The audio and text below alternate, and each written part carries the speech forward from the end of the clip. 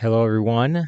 Welcome to another episode of The Next Baseline. I am your host, Danny DeJesus, and for this episode, I want to talk about how we live in a ever-changing world. Specifically, now we're coming into a world where there's a lot of hybridization between AI, and that has a lot of implications in terms of how it's disrupting jobs, and then also how we're having to rethink work moving forward. And so where I want to start is talking about this idea and this thought that something has in fact changed. And I think a lot of people, most people I think actually feel it. And even if they cannot fully explain it just yet, because the fact is we're not just slowly moving into a new reality. In fact, we are already in this transitional, transformative stage in history when it comes down to AI. So, this hybrid world where AI is part of how work gets done, part of how decisions are supported and made, and then also part of how businesses even operate. So, we see a lot of mass layoffs even happening across the board, across tech companies, as more AI is becoming adopted. And so, here's the fact of the matter is that is not the future.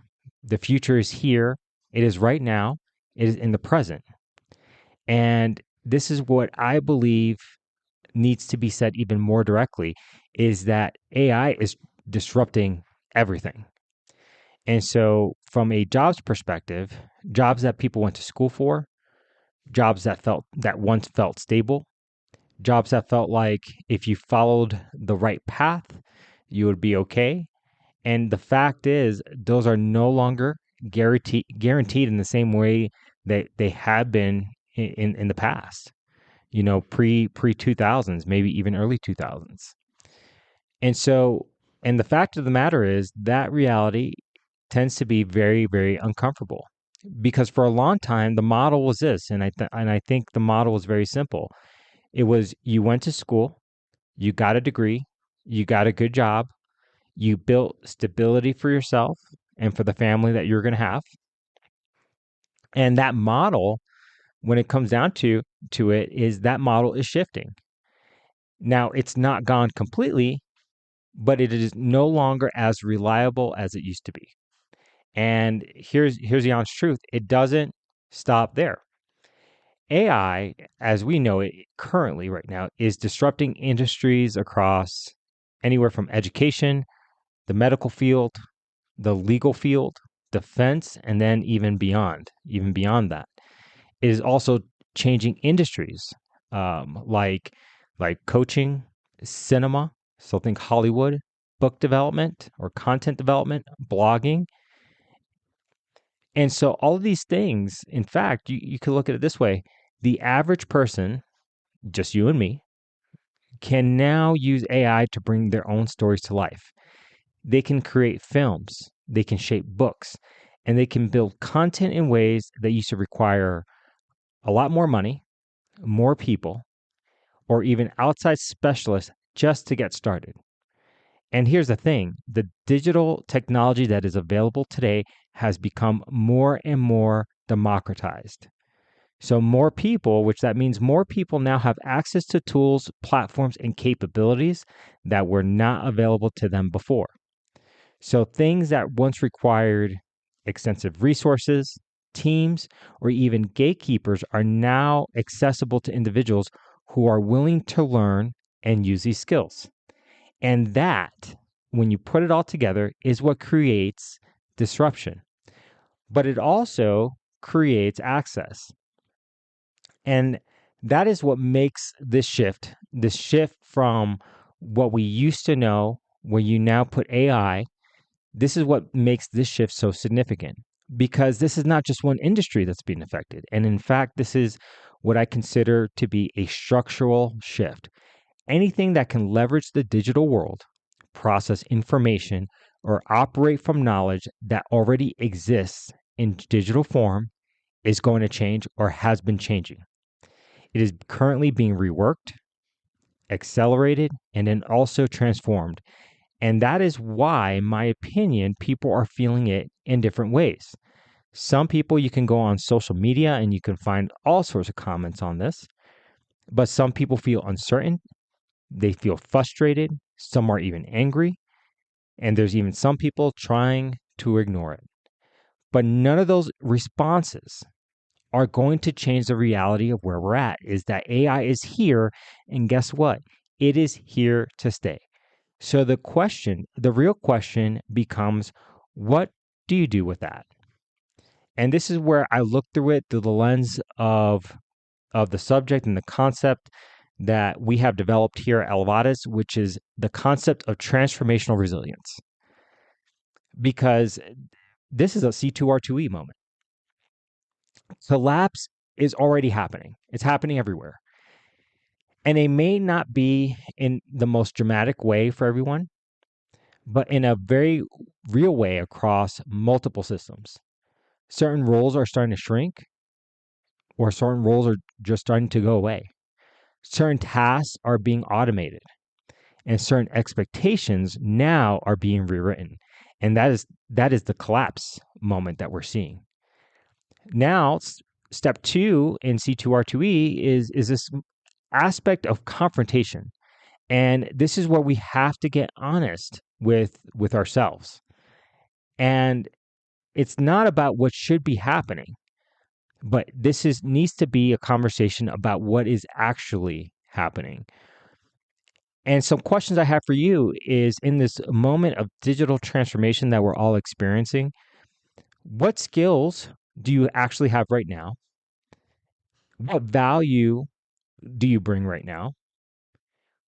Where are you replaceable and where are you not? Because if you can't answer those questions honestly, then you cannot adapt to what's coming. You tend to wait. And waiting in a shifting environment usually is not going to work out very well. So with that, let's talk about realignment here.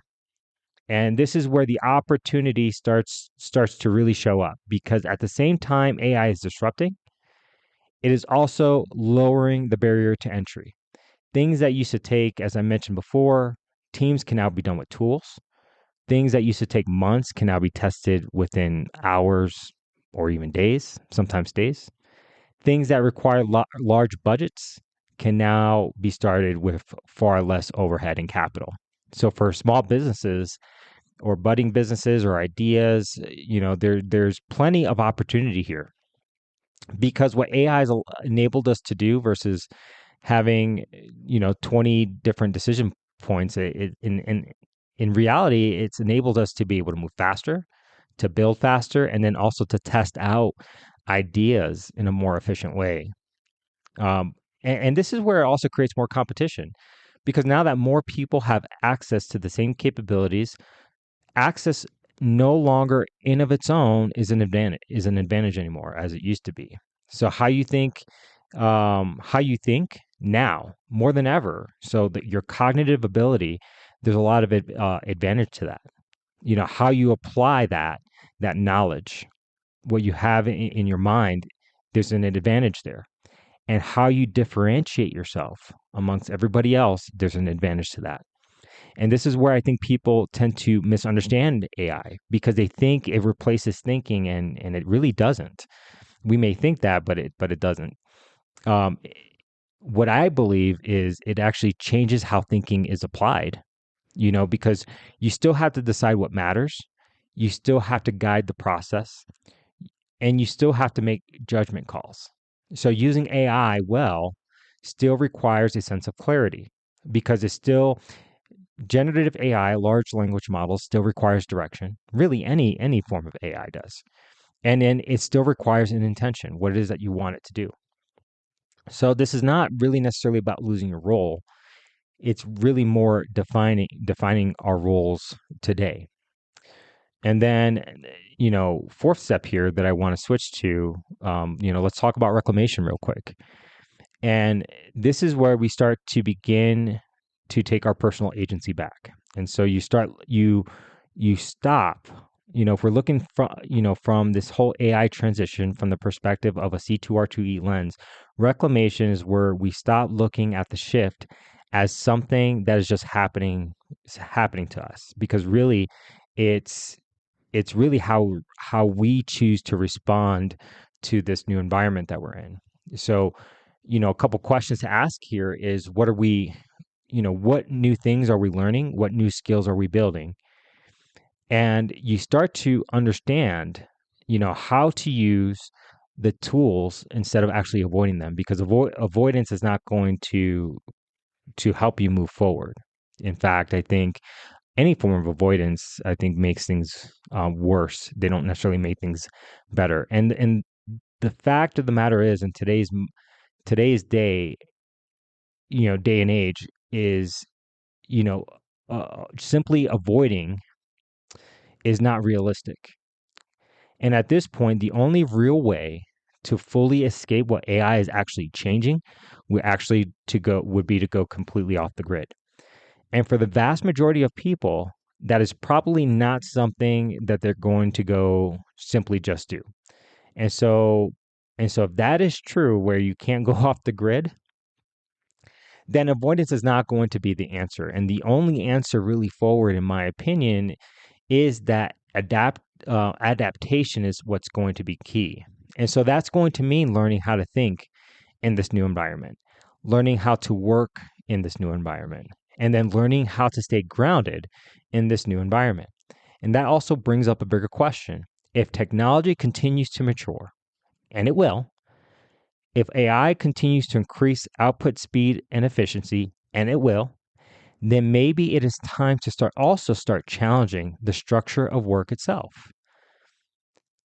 I think we have to start asking the question, what does full-time work mean now? And so we've seen this question by some of the big tech tech personalities out there.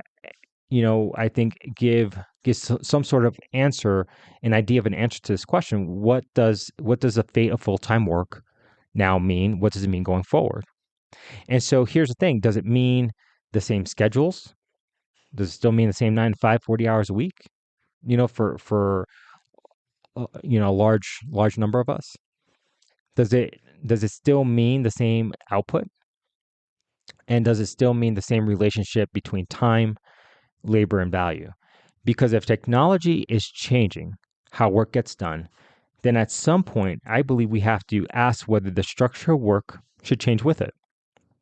And that, to me, is a much bigger conversation, but it is a necessary one, because the shift is not only changing jobs, it may be changing the definition of work itself. And then last but not least, on this whole spectrum of C2R2E is going to come elevation. And so this is where we begin to explore building a new standard, not based on how things used to be, but based on actually what works right now in the present. A standard where we understand how to use AI, a standard where we can bring human judgment into the process, so keeping the human in the loop. And then also a standard where we are not dependent on just one singular path, one job, or on one system. Because the fact of the matter is, we have to become adaptable. We have to become more aware, and then we also have to become more intentional. And I think that is what living in a hybrid world really entails. It is not a AI versus humans. It is AI with humans, or humans with AI. It is efficiency with judgment, speed with responsibility, access with awareness, technology with intention. So instead of asking what is being taken away, I would encourage you to start asking what is being revealed today. Because this moment is showing people exactly where they need to grow. It's exposing us for the areas that we lack. And so this is a reflection. So what I want to move towards now is giving you just a moment of reflection. So just follow me. So here's what I want you to do in this exercise. And I always love ending every podcast episode, any of my content, with an exercise. So here's what I have for you today. I'll start with a question here. Where in your life or work are you relying on a system that may not be as stable as you think it is? Second question to that, and what is one skill you can start building right now that would make you more adaptable in this new environment? And just pick one, okay? Because that one move can actually start to change everything else for you. And remember, anything that we see, experience, hear, it all starts with a thought. So take some time, reflect, because that one thought can be the answer to the next step you're going to have to take. So in closing, this is what I would like to leave you with. If you're enjoying these conversations, because this is episode 4, you know, um, feel free to send me your thoughts and opinions, okay? Because I want to hear from you. Because if you like more conversations like this around transformational resilience, life transitions, and then going back to what this podcast stands for is building your next baseline, I want you to stay connected. Because while AI may be disrupting jobs, industries, and then the way the work has historically been done, there's one thing AI cannot disrupt, and that is the need for human connection. Okay? Here's the thing, people still need community. They still need real conversations. They still need the unpolishedness of what it means to be human. They also still need places where we can think, reflect, and learn, and then grow with one another. And that is why I also built a, a, a community that expands the work of Elevatus. And that is this community I call Rise. Because if most people are not going to go off the grid, because most people are not, um, and they're going to, the fact is they're going to live in this new reality. And they're going to need more than just information. They're going to need a place to start to adapt. And I think what we at Elvatus have been able to put together, I think Rise is an answer to a lot of this. And it's not just Rise. There's other digital communities out there, other real in-person communities out there. But from what we're doing here is making a deliberate effort to not just produce content and share it and put it out there, but also to bring people of all backgrounds together. And so Rise is an online community built around resilience, insight, strategy, and elevation. So if you're trying to figure out what your next move looks like, I'm going to encourage you to visit elevatuscoach.com, and then the links are going to be in the script in the description of this podcast episode. So with that, I hope you've been able to learn something new. I hope that I've been able to give you something to think about. So until next time, I look forward to our next conversation on the next baseline.